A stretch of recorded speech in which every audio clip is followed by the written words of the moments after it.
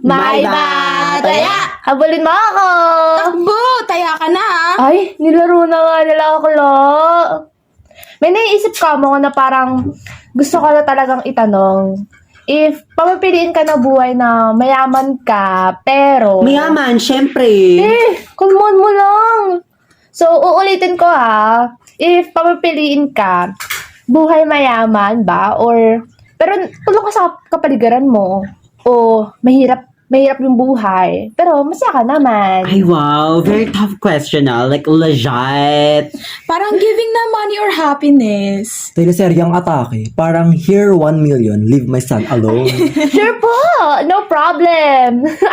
Tapos, napunta sa langit, no? Sure ka ba sa langit ka? Baka hanggang lupa ka lang. Chisera ka. Agree, mukha ka namang lupa. Nag-side comment lang siya, tapos biglang nabash. Like, nakaka-hurt lang. Like, no, don't touch me.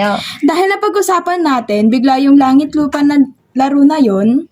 Oo nga, memories ng mga bata tayo, laging amoy araw, ganun. Ay, yung mga pawis-pawis pa, no? Pero may kilala ako na, alam mo yun, laging amoy pawis, tas amoy araw.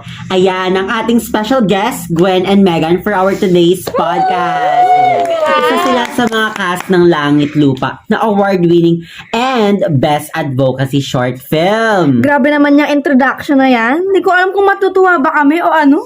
Ay, di ko na alam kung saan kayo papasok. Special guest natin. O sige na, magsalita na kayo. So Gwen, grabe mga achievements natin sunod-sunod na mga pelikula. Very hectic nga dahil sa sunod-sunod na shooting, you know. What about you, Meg? First time mo din ba as an actress? Kamusta naman ang experience? It was great. Especially working with Gwen here. Mas napadali talaga sa akin na ma-express yung character ko. Pati na rin sa mga, mismong message ka mo ng film namin. Pero buti nakasama pa rin namin kayo. Like, kahit sobrang busy kayo sa mga advertising nyo, gano'n. Siyempre diba? naman, malakas kayo sa amin, no? Pati na rin yung mga listeners nyo. Kami na to All jokes aside, let's tackle naman ang latest project nyo na Langit Lupa. Ano ang advocacy ng short film na ito? So, first of all, it's about two kids na na-experience nilang mabuhay as the opposite of anong nakasanayan nila. Yung isa mahirap, yung isa mayaman. Sa separate journeys nilang dalawa, they learn kung ano nga ba talaga yung mga hirap ng both sides. Minsan ba, napapaisip ka na, ano kaya ang buhay bilang mahirap or we just have that stereotype na lahat ng laki sa mayaman ay masasama ang ugali? Well, hindi sa ganun dahil everything that surrounds them thinks it's normal, di ba? Kasi, syempre, we shouldn't judge people na ganito, ganyan, just because hindi natin maintindihan or na-experience yung side nila.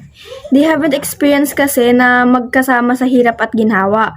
Kaya, they think how they engage with their lifestyle and other people is normal. True. Mostly din kasi, it's in the environment kung paano talaga sila pinalaki at yung pagmamahal na na-receive talaga nila. Oo, tsaka mostly din, di ba? Sabi nila, pag mayaman daw, lagi walang oras sa anak. Tutok na tutok sa pagkatrabaho ba? I agree. Kaya maraming laman ang short film na to. Maraming mapupulot na aral sa buhay, ganon. I think ganun din sa mga mahihirap, no? Because of poverty. They strive to work hard and survive. Pero minsan nakakalimutan din nating paglaanan ng oras yung mga bagay na nagmamatter talaga. Yes, like family. Which is, sa film na to, hindi lang about mayaman at mahirap ang napag-uusapan. But we also learn how to appreciate what we currently have. Talagang hagod sa puso, no? Lalo na pag pagmamahal ang usapan. No doubt. Kaya ang daming award, plakado. Kaya sa mga hindi nakakapanood dyan, ay nako, manood na kayo. Yeah! Love it! Must watch to. Kaya hinihikayat namin kayo na manood at magsama-sama tayo sa pelikulang to na buong pamilya ay siguradong magugustuhan. Grabe, parang papanoodin ko talaga ito ng ulit-ulit. True, Ganon, legit. nakado. Kaya yan, maraming salamat sa ating special guest na talagang sinamahan tayo today sa ating podcast. Kaya sa ating mga listeners dyan, go ahead and watch it. The best talaga siya. Our favorite film na yan, legit. Legit!